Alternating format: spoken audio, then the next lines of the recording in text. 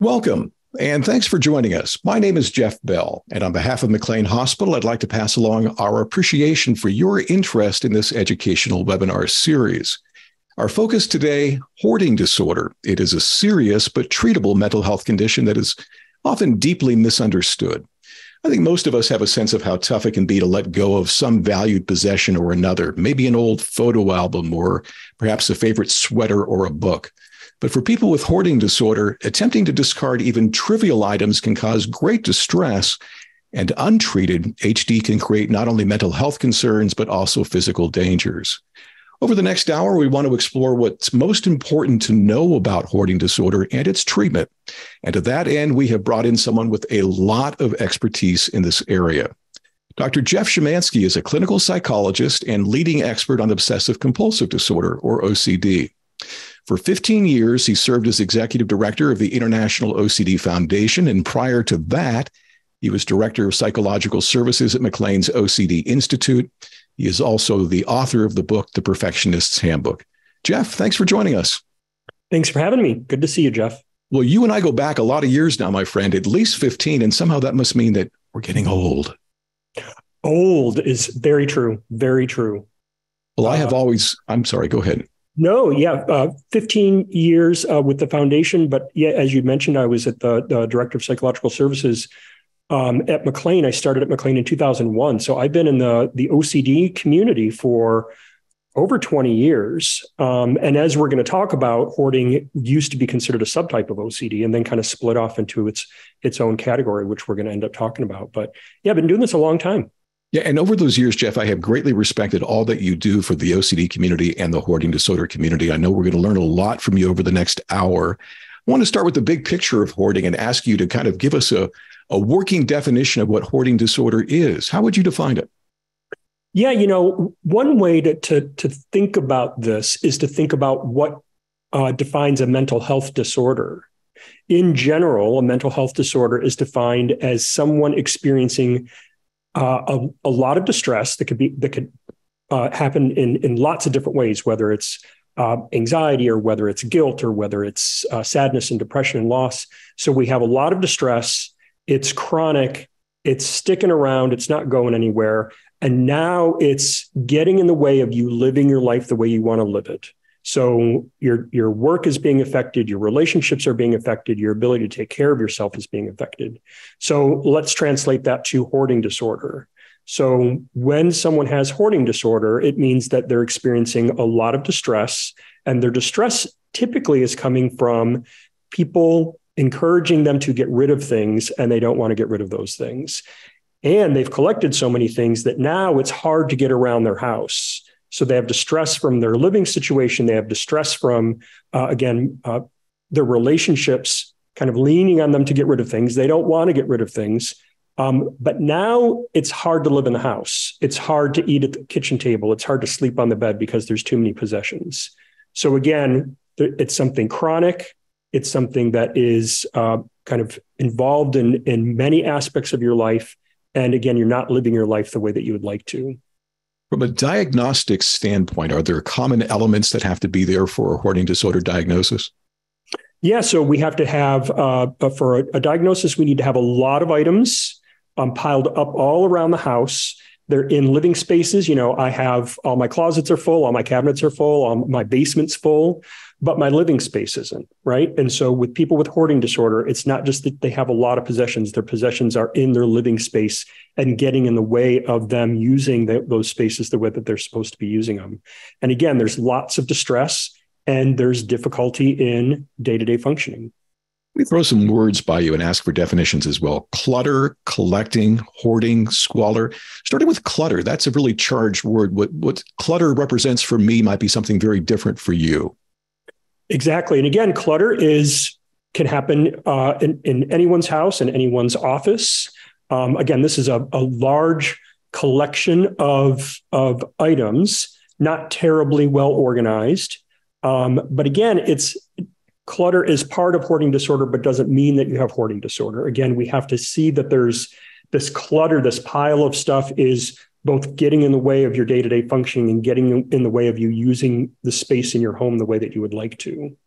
Now you see collectors with lots of stuff too, right? But they're organized. It tends to be, they're in boxes, they're in cabinets, they're on display. And so collectors may have a lot of clutter. They may have a lot of things, but they're organized. They know where they are. They're displayed nicely. There's typically a theme for someone that's collecting.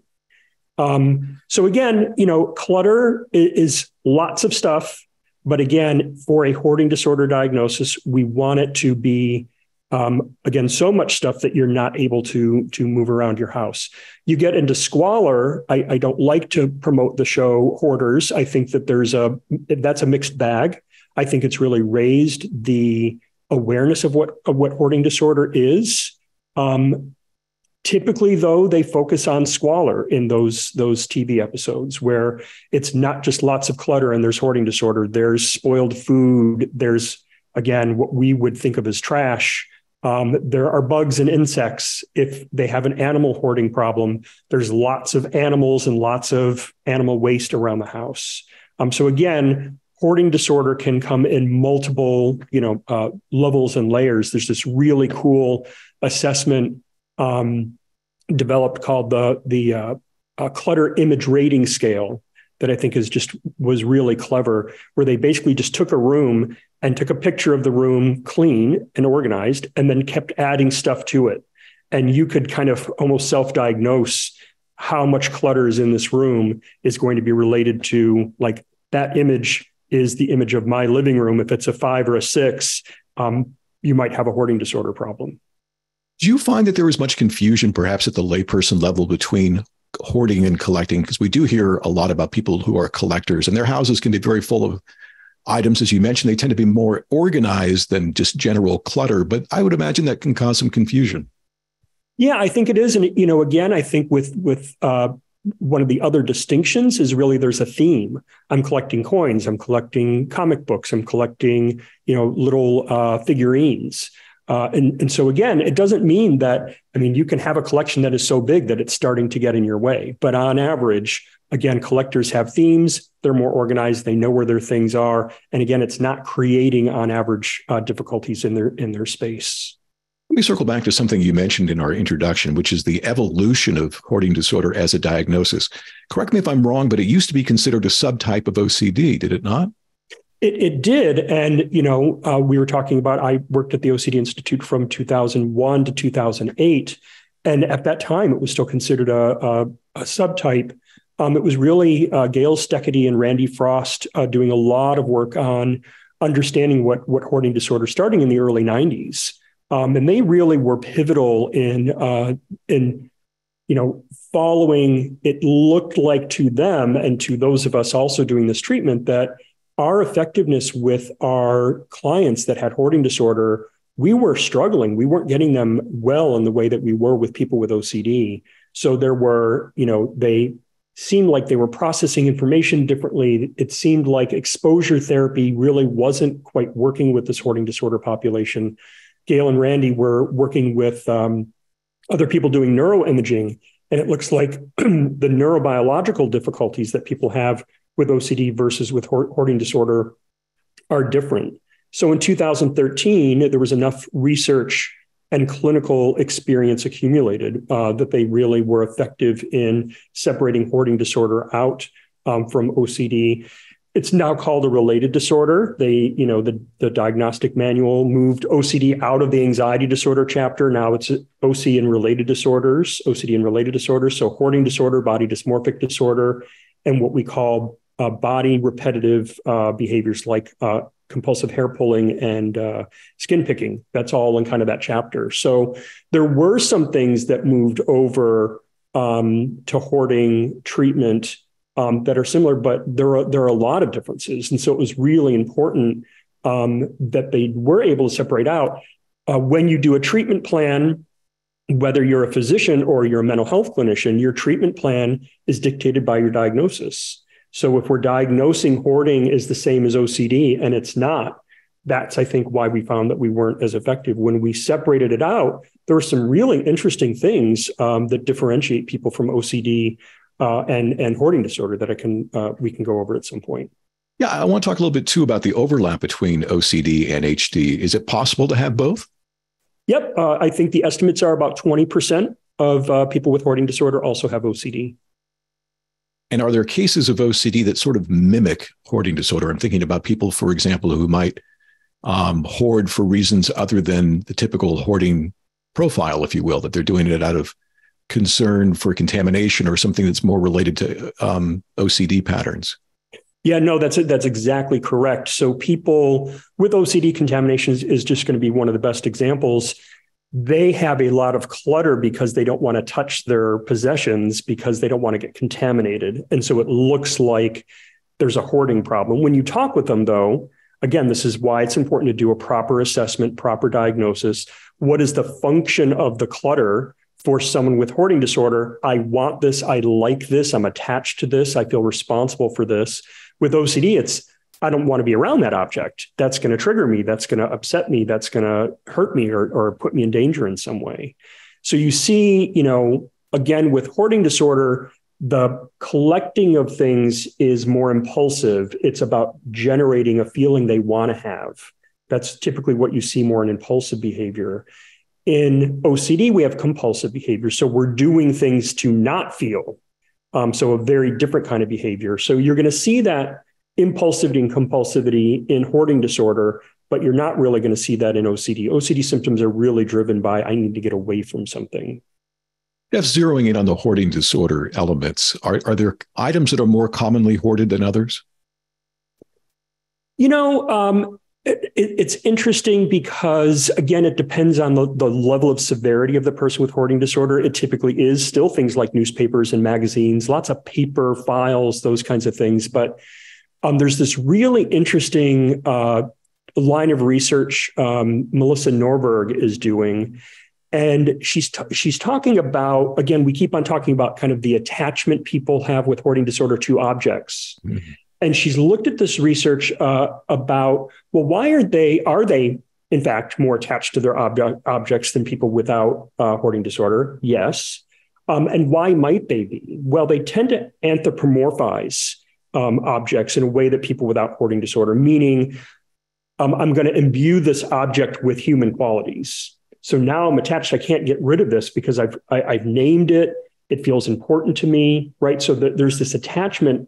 And this research is also showing that maybe the attachment to the objects is to make up for some interpersonal deficits, some interpersonal difficulties that I may not be able to establish good relationships with other people. So my friends are now my objects. So again, not true for everyone, but again, that line of research, implications for treatment, right? We really have to go after what that attachment is about. And maybe we need to work on some interpersonal deficits for people with, not everyone, but for some people with hoarding disorder.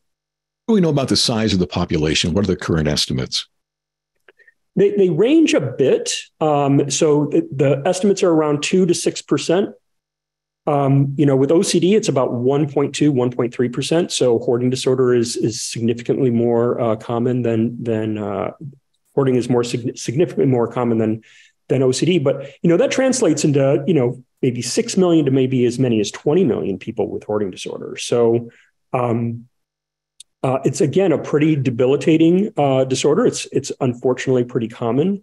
Again, it tends to affect not just the person with the disorder, but their family are affected, especially if they're living in the house. I bet you can, in your neighborhood, drive by a house that is a hoarded house. The front yard is not taken care of. If the windows, you can see the piles of things being piled up inside the house, not well taken care of. It ends up potentially being a hazard in the community. If they live in an apartment building, it's affecting neighbors, it's affecting fire codes, that kind of stuff. So again, a pretty difficult disorder to navigate. What can you tell us about signs and symptoms to be watching for in the early stages of hoarding disorder, for example? Yeah, I think when we look at the trajectory of hoarding disorder, it can start during adolescence. Doesn't have to, but it can start. We did work with some teenagers, and I know lots of people that work with teenagers with the beginnings of hoarding disorder. They typically are having problems making decisions. They have problems with attention. Organization and problem-solving skills are kind of off. If you look at kind of how they think about categorizing, I remember working with a person and we were going through their filing system, and like every piece of paper had its own file. And so that ability to like chunk things together is kind of impaired. And again, you start to see pretty early on, the clutter is because they have a lot of distress getting rid of the possessions. And just to circle back to something you were mentioning earlier in terms of what gets hoarded, they like free stuff. People with hoarding disorder tend to love free stuff. We learned this in one of our early conferences. We left a bunch of materials out on our exhibit booth, and they were all gone the next day. And we're like, ooh, no one stole them, but someone found this, like, for someone with hoarding disorder, is a treasure trove of information and stuff for them to hold on to.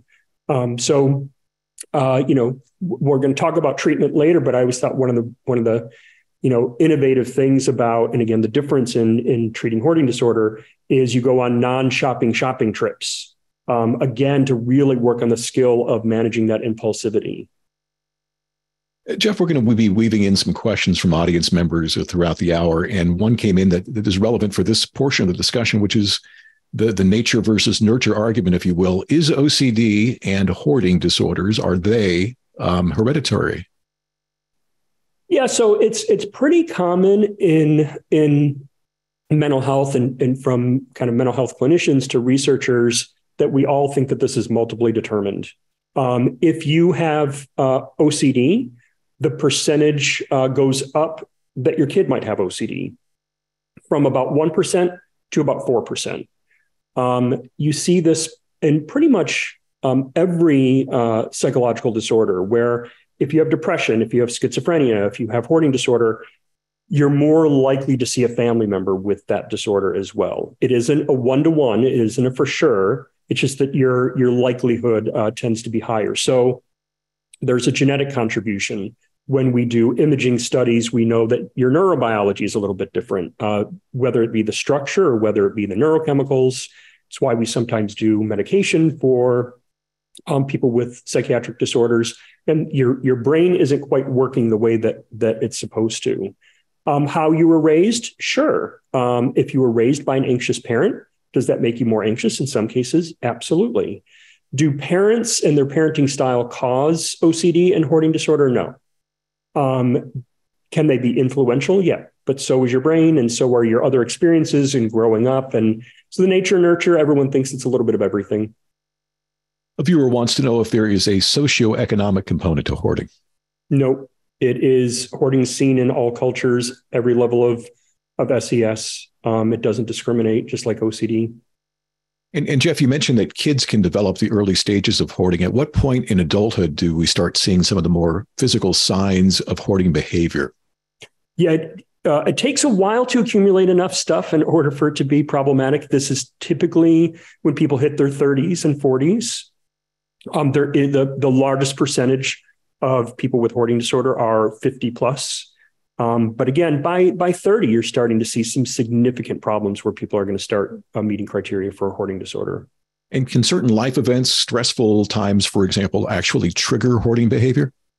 Yeah, from the research and just kind of clinically, what I saw, it was typically the loss of a relationship. Either someone died, or it was a divorce, or it was a significant loss of a primary relationship that seemed to coincide with whether they had hoarding tendencies beforehand. It tended to get significantly worse after that.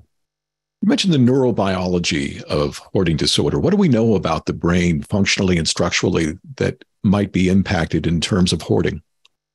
Yeah, so what's interesting is that the neuroimaging studies basically say if you have hoarding disorder, something in your frontal cortex isn't quite firing the way that it's supposed to. Now, what does your frontal cortex do? It's about organizing, it's problem solving, it's sequencing, it's categorizing, right? All of the dysfunctions we're seeing in people with hoarding disorder. If you have OCD, we're seeing kind of the side of your brain light up, the temporal parietal is going to light up. And that's because your fear alarm system isn't working quite right. It's giving you lots of false alarms. And so with hoarding disorder, we're going to focus a lot on like working with their executive functioning. Not exclusively. People with hoarding disorder typically also are going to have some emotion regulation problems. Again, the impulsivity, the not being able to deal with the distress of getting rid of something. So you want to focus on that. But with people with OCD, you're really seeing primarily that their anxiety is out of control and that their behavior is all spent trying to manage and control the anxiety. So the treatment have to look quite different. Yeah, that's a perfect segue there. Let's talk about the treatment itself. I know that there are many different components, many different options. Kind of walk us through, take as much time as you'd like and walk us through the various treatment procedures and options for somebody with hoarding disorder. Yeah, what's interesting is that there's a movement, I think, across mental health to really make sure that you're doing a really good psychotherapy with people. And what I mean by that is that you need to take your time. You need to get to know the person. You need to do a proper assessment. Is this hoarding disorder? Is this OCD? We have to figure out our treatment plan first. If you're going to have someone do vulnerable things and difficult things, you have to spend time really developing a strong therapeutic relationship with the person. From there, with hoarding disorder, although this is true with working with many different groups, you really want to spend some time early in treatment. One specific strategy is called motivational interviewing.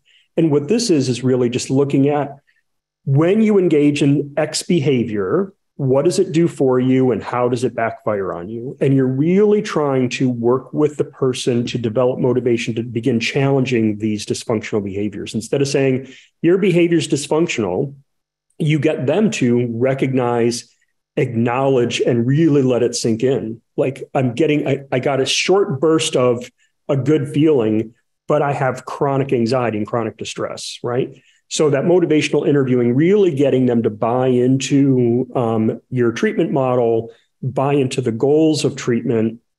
And then you're really setting up for kind of the core of the treatment, which is skills training, really more out of a cognitive behavior therapy kind of textbook. So we're going to work on skills like how to organize, how to categorize, how to problem solve differently, how to make decisions. Like, one of the things they talk about when you're working with someone with hoarding disorder is they'll pick an object up, think about it, talk about it, and put it back. And they call this churning. And what you really want to do is it gets in your hand and it either goes in a discard pile, a donate pile, or a keep pile, right? So we're just really, I think the most effective hoarding disorder treatment is in the home around their possessions. Not all therapists have the ability to do that. So sometimes they bring boxes of things in and you're just teaching them skill of how to differentiate, how to make good decisions. If I want to be able to eat at my dining room table, I'm going to take all that stuff on the dining room table and we're going to figure out where it's going to go. A lot of emotion regulation training. I think this is really the core of that non-shopping shopping trip. How do you have a feeling where you are missing out on an opportunity and you're disappointed? And how do you just allow yourself to feel that, understand that feelings come and go, and then you don't have to do something in order to make things go away. As I mentioned, they're starting to recognize that there's an importance in working on interpersonal difficulties. Many people with hoarding disorder report a lot of strain and stress in family relationships. You do see in this population where family members are going in and doing forced cleanouts, which is a terrible idea. It doesn't treat the disorder. You've just now alienated and angered your family member. And now they may not let you even in their house. So again, really looking at some of these interpersonal difficulties and working on them. Greg Chasson has done this really great program called Family as Motivators. And it's a training program for family members about how to work with and talk to and negotiate differently with their family member who has hoarding disorder.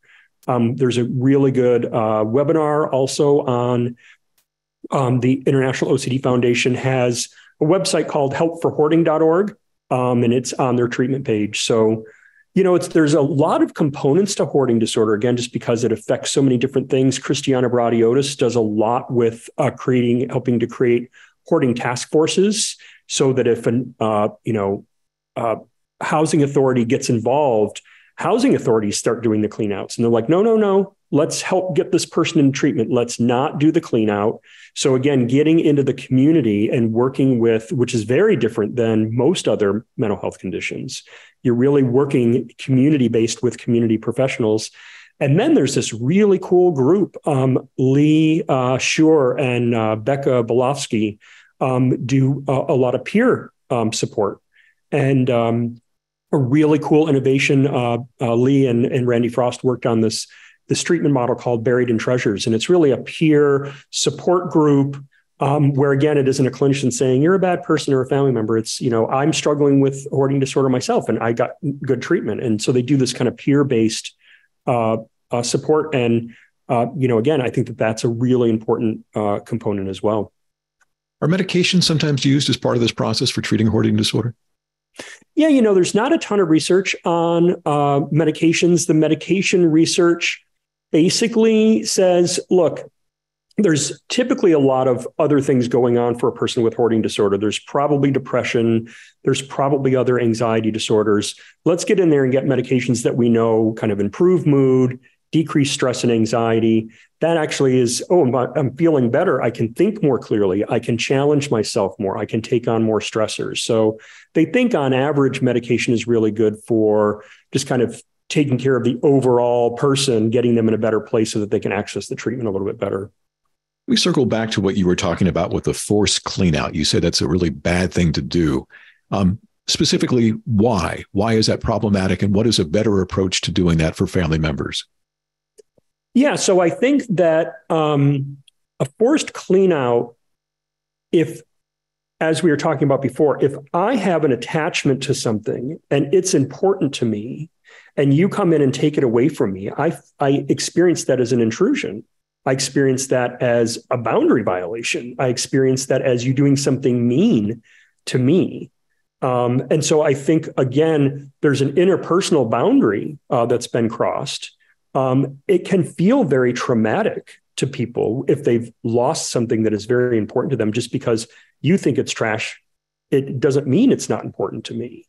So, I think that these programs like the Buried in Treasures program, the Families Motivators, how do you go in and say, look, I get that these possessions are important to you, but they're not only affecting you and I'm concerned about you, but they also affect me.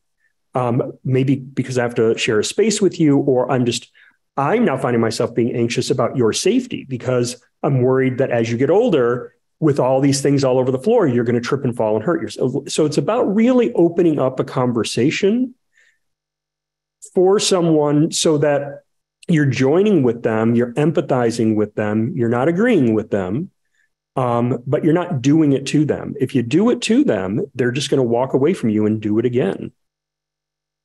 Harm reduction, we sometimes hear that term around hoarding disorder. What does that mean, and how is it applied in the treatment of hoarding disorder? Yeah, in any therapy, your job is to make sure that the person is getting what they want, right? So, in harm reduction, a more popular example is in addictions, right? That you don't try and get the person to be completely sober. For some people, that is the model, and you should do that. For some people, this kind of moderated harm reduction, let's work on you not drinking every day. Let's work on you not binge drinking. Let's work on you not drinking to the point of blacking out. It's really about how do we moderate this so that it's not so problematic and we don't have to fix the problem entirely. Again, for someone with hoarding disorder, it might be that they say, you know what, I just want to be able to sleep on my bed. Okay, well then let's go in, let's work on your bedroom. If you never sit down at your dining room table, that doesn't affect me. If you want to have a hoarded, cluttered dining room table, have a hoarded, cluttered dining room table. So it's really, I want to follow what they want to do. What are their goals for treatment? What's important to them? How do professional organizers factor into this equation?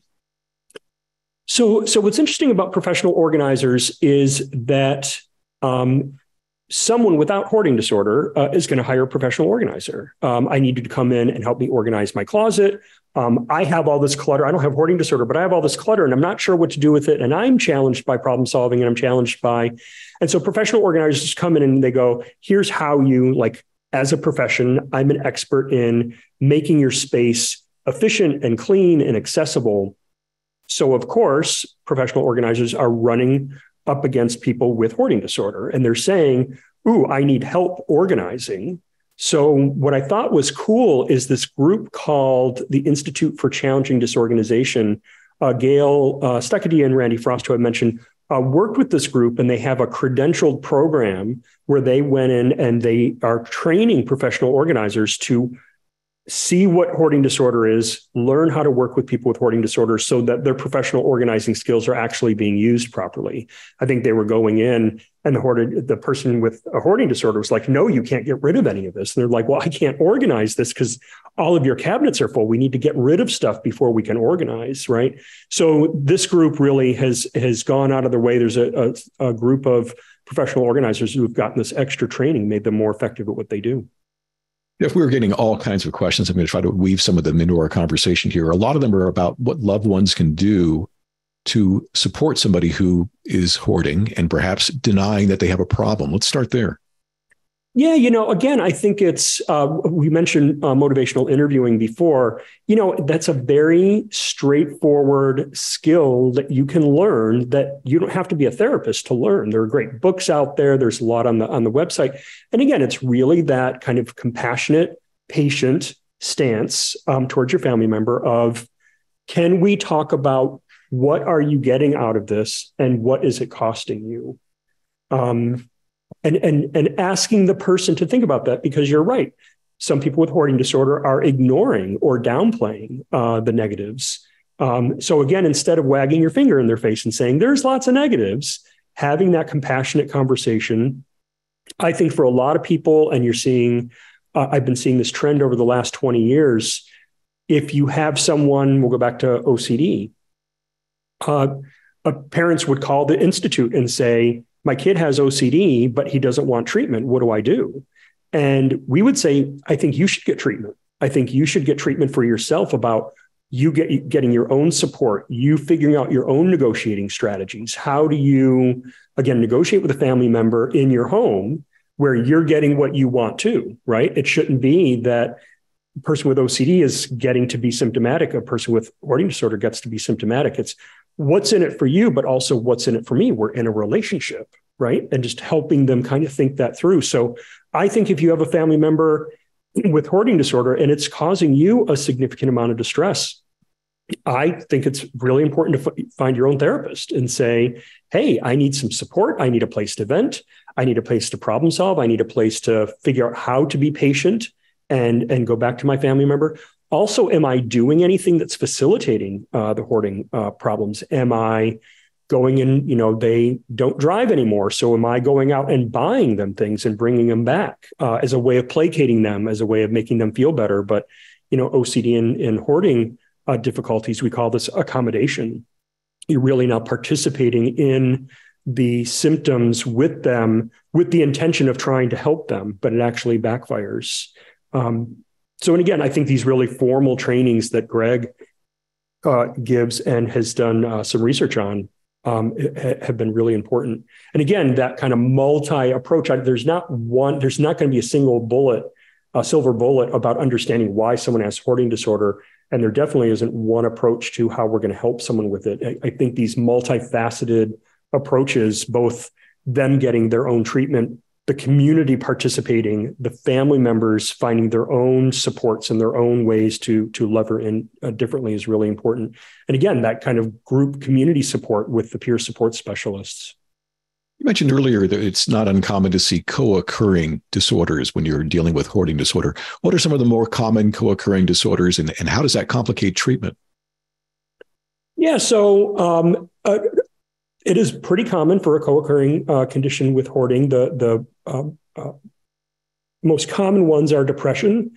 Again, if I'm engaged in behavior that has more negatives than positives, and that's taking over my life. That can be true in any kind of behavior and lead to depression. You see a lot of social isolation that happens for people with hoarding disorder. Again, whether it's with family members that are frustrated with them or family members who have done cleanouts, and it's kind of a broken relationship. So we have depression, we have isolation, and a lot of anxiety comes with hoarding disorder. We're going to have some social anxiety. We're talking about some interpersonal deficits. You might have panic attacks. And it does make it more complicated, right? I'm talking about this multifaceted approach to hoarding disorder. Well, now you might be triggering trauma. You might be triggering, the depression might be getting more difficult or more intense. So I think, in those cases, it's, a lot of times if I worked with a more complicated case, there'd be more than one of us working with that person. Maybe one person was doing skills training with them, and another person was working on relationship and interpersonal skills.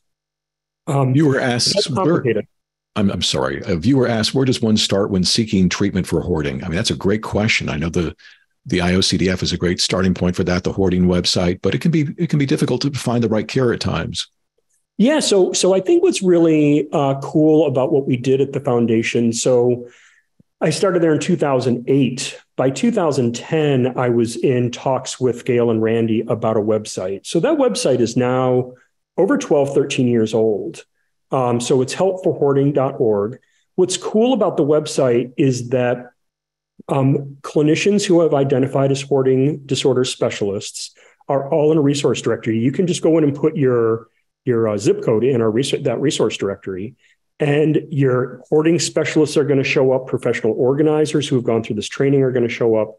Support groups are going to show up for people with hoarding disorder, online and in person. So you go to that website, you can find providers and other resources there. And that website, again, was built by, the content was built by Gail and Randy. Gail and Randy have subsequently now retired. And so the three people who are overseeing that are Christiana Bradiotis, who does a lot of, again, this kind of task force and community-based care. Chiara Timpano is a researcher down in University of Miami, and Carolyn Rodriguez in your back door at Stanford. Right, at Stanford, yeah. Doing a lot of again, she's a psychiatrist, so doing some of the research and that kind of stuff. So, I think we really meant that website to be a one-stop shop. There's a list of books there. There are other resources. So a lot of the education that we've talked about, in preparation for this, just to kind of, get me remembering some of the things I wanted to highlight, I went and stole some things right off that website. Just lots of great resources. How to get a hold of Greg, how to get a hold of all these senior people. There's ways to get to them through there. The resources, the books, there's webinars. We did multiple live streams like this one we did at the foundation. So they're all posted on the YouTube. So lots of information out there, but I strongly recommend you just start at that website. That was the intent, is to gather all those resources in one place. It really is an amazing clearinghouse of information. Jeff, we sometimes hear about animal hoarding. What is that reference and how is that treated? Yeah, so with people with animal hoarding, it's basically the same issue of having too many things. It just, in this case, happens to be animals. It could be birds, cats, dogs. The problem is the same thing. I'm acquiring, I feel responsible for this animal. I'm going to bring them in, but I don't know how to care for them. And they're all over the house, and I'm not cleaning up after them because I'm overwhelmed, because I went from having 5 or 6 to now I have 80 or 90. Who can take care of 80 or 90 cats? They kind of just take over the person's life in the person's house. Those tend to be more squalor environments because, again, the inability of keeping up with that many animals. The psychology is pretty similar, though. They came into my life. I feel really attached. I feel it's too hard to let go. And so the treatment's going to look very similar. How do we, someone's going to come in and take all these animals. Every once in a while, we see that in a news outlet, that there were 80 or 150 animals that were taken. I don't want all 150 taken. So we have to figure out how can we begin finding homes for them. And so again, the treatment's going to look very similar to hoarding disorder treatment. Let me dip back into our mailbag, so to speak, and ask you some very specific questions that are coming in, Jeff. How does early loss or attachment disorder fit into the hoarding spectrum? Yeah, there's a growing amount of research on this. The Melissa Norberg, her research was looking at this, that they were finding, again, I want to be careful about talking about this because I don't want to be like labeling people as this. On average, what her research was showing is that there is an anxious attachment. Attachment theory is that when you were growing up, when you went off to play, did you turn around and look at your parent and feel secure that they were there, you were okay? Or did you have to come running back to them? So there's secure attachment, there's anxious attachment, different kinds of attachment styles. They do think for people with hoarding disorder, there is this sense of like, where were my parents? And they don't feel securely attached in their relationships. So the research that she's doing is really looking at how do we then work with someone with hoarding disorder? This is what I'm saying. This is kind of emerging research that I think people working with this population really need to look at these interpersonal factors. How can we address the anxiety that comes up with you feeling like this person isn't there for you? How do you address that? How are you assertive in bringing that up that maintains the relationship rather than it becoming acrimonious? Let me see if I can consolidate a couple of these specific questions. Are you seeing correlations between hoarding and gambling disorder? And is there any connection between an eating disorder and hoarding disorders? It's interesting when people talk about kind of connections and overlaps. There are, as we talked about, co-occurring conditions. We talked a little bit about impulsivity and compulsivity. I did not see a lot of compulsive gambling necessarily with people with hoarding disorder. It is more that what it overlaps with is that like, I'm doing something to get a high. I'm gambling because when I win, I feel really good. When I acquire something that feels like a really good find, I feel really good. So that's the degree to which it overlaps.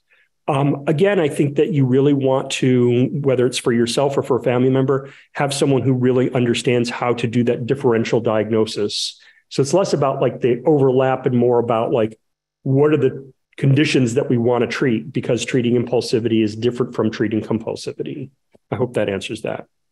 Jeff, I think it'd be really helpful if you're up for this to kind of walk us through a hypothetical situation. A person comes in for treatment that is saying, say, for example, hoarding newspapers, and that's becoming a problem because his apartment is becoming overrun with that. Can you kind of walk us through hypothetically what that treatment process might look like?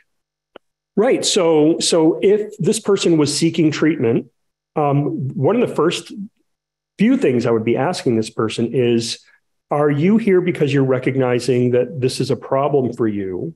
And then I would ask a bunch of questions about, if so, what are the problems, right? It's important for me to figure out right at the front door how much motivation this person has. Unfortunately, for people with hoarding disorder, this population is known for not having high seeking treatment behaviors.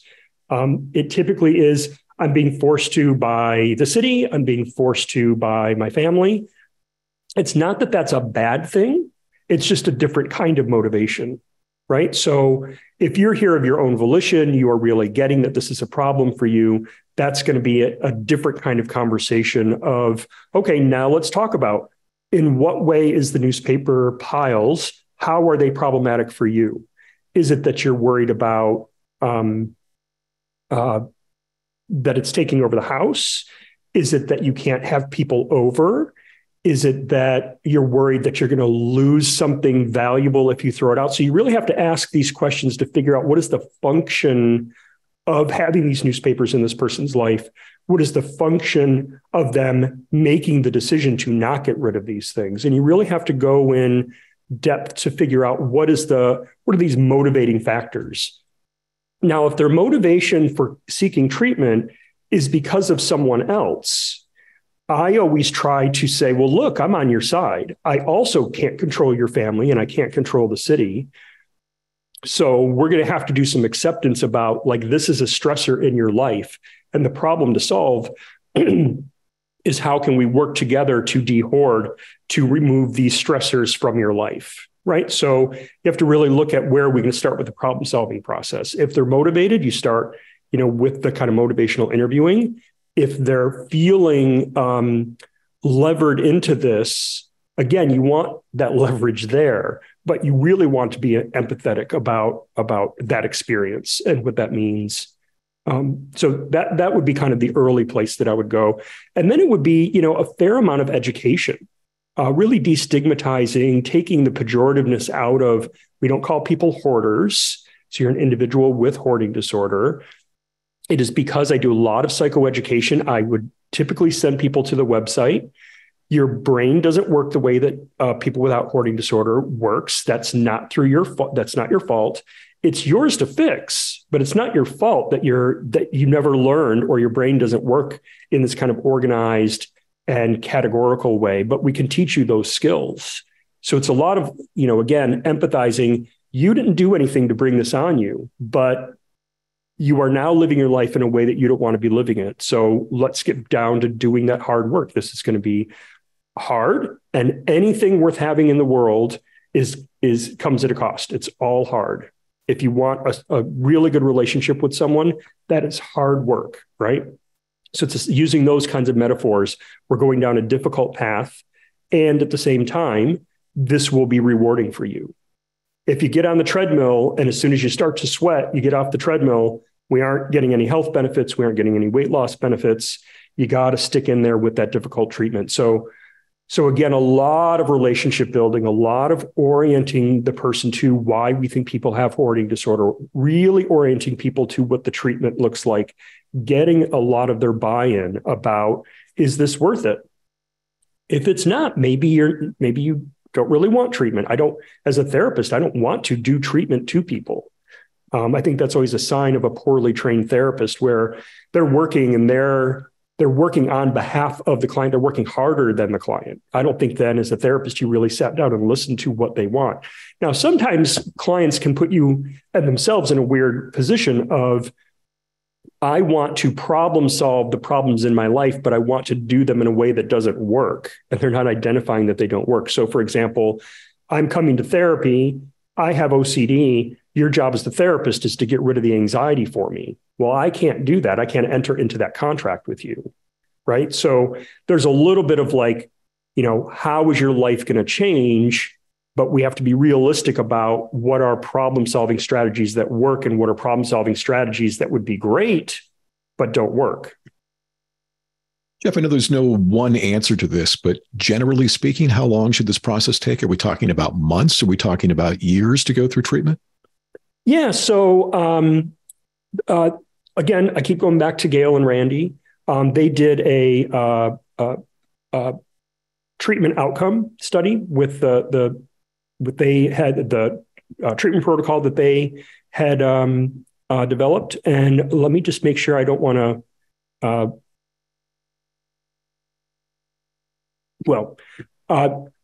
their treatment protocol was about 9 to 12 months.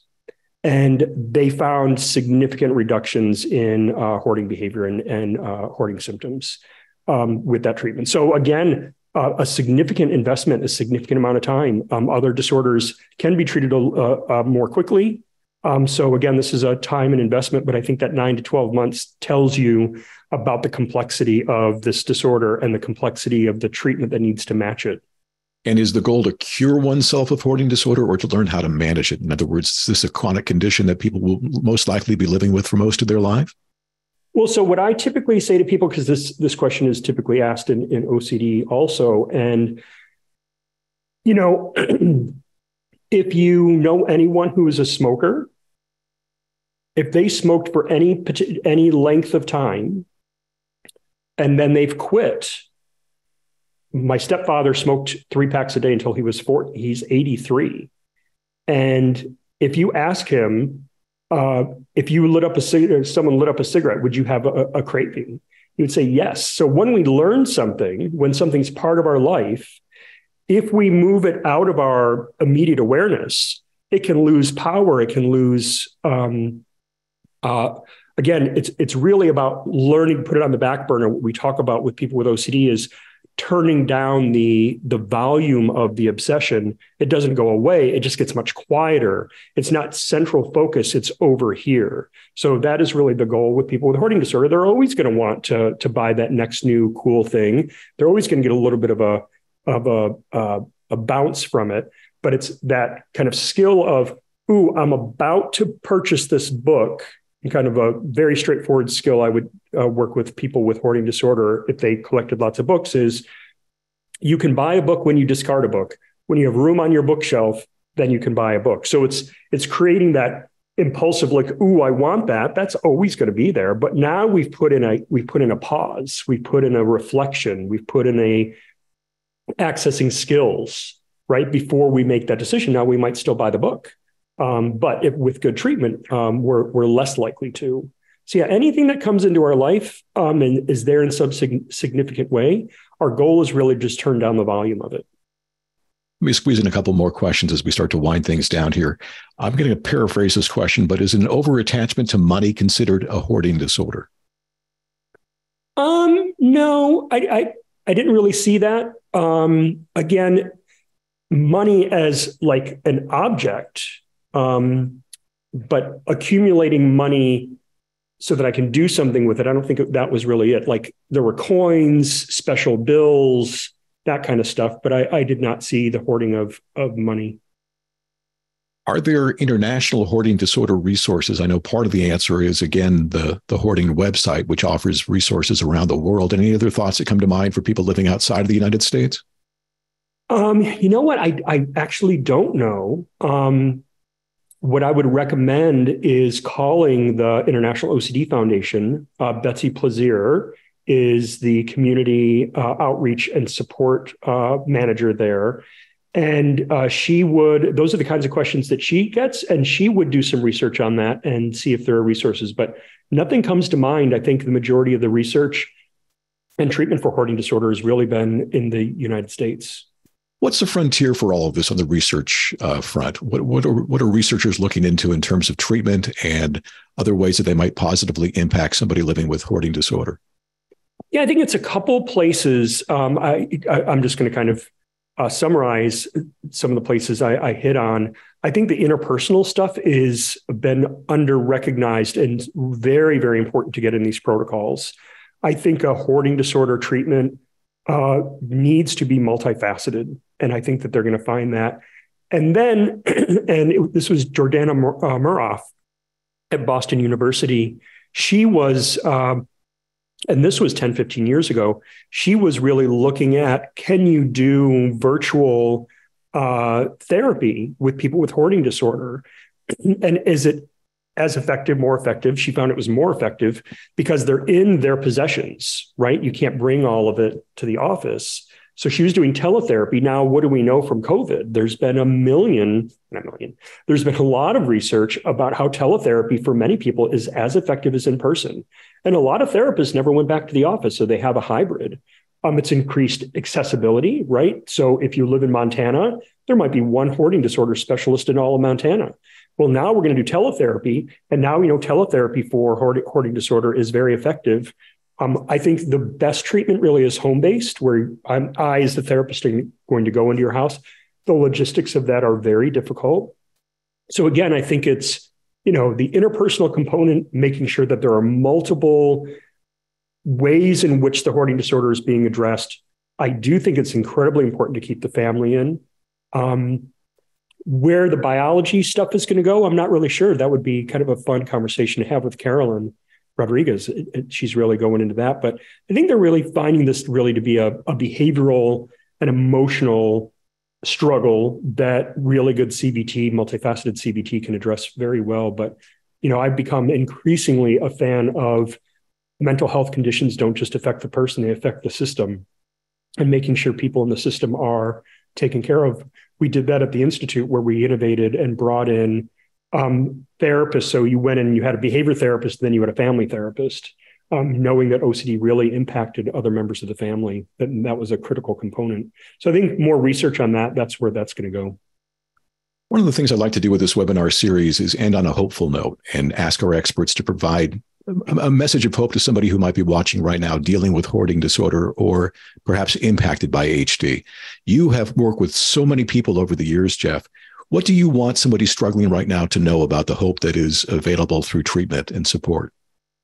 Yeah, I think it's one of the things that I've been struck by being in the mental health field now for over 25 years is how isolating mental illness can be. And that is, there's not just for the person struggling with the illness, but for the family members. One of the things that we really spent more and more time on, focused on at the foundation, was building communities of support, whether they're support groups, whether they're buried in treasures. We run a hoarding disorder conference annually, virtually, for people with hoarding disorder, for clinicians, for family members. It is about finding those communities and finding people that know what they're doing. A lot of people get a lot better, both individuals suffering with and family members, if they get to the right places. So those conferences, those resources, the people I mentioned, that website, get to the right place, find a community of support. It's really critical to not have to struggle by yourself. Jeff, we have covered a lot of ground over the past hour, and I just want to thank you for providing so much information and hope for folks who are dealing with or impacted by hoarding disorder. Absolutely. Thanks so much for having me on. This is what I like to do. People should not suffer and struggle in silence and alone. There is excellent help out there. You just got to find it.